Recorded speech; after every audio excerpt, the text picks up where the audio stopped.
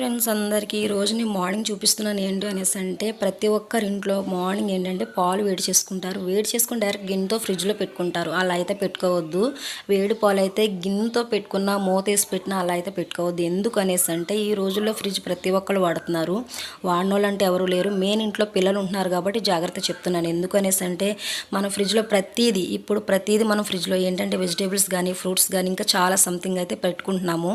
దానివల్ల ఏంటంటే మూత వేసి పెట్టినా సరే లేదు, మూత కాకుండా గిన్నెలో డైరెక్ట్ పెట్టేసినా సరే అవి మనకి ఏమన్నా ఫ్రూట్స్ కానీ లేదు అంటే వెజిటేబుల్స్ కానీ ఏమైనా పాడైపోయినా మనకు తెలీదు, స్మెల్ సరిగ్గా తెలియదు అనమాట. ఓకేనా. ఏంటంటే కొంతమంది బిజీ షెడ్యూల్ వల్ల కూడా చూసుకోలేరు. ఆ స్మెల్ ఏంటంటే పాలు మనం పీల్చేసుకుంటాయి అనమాట.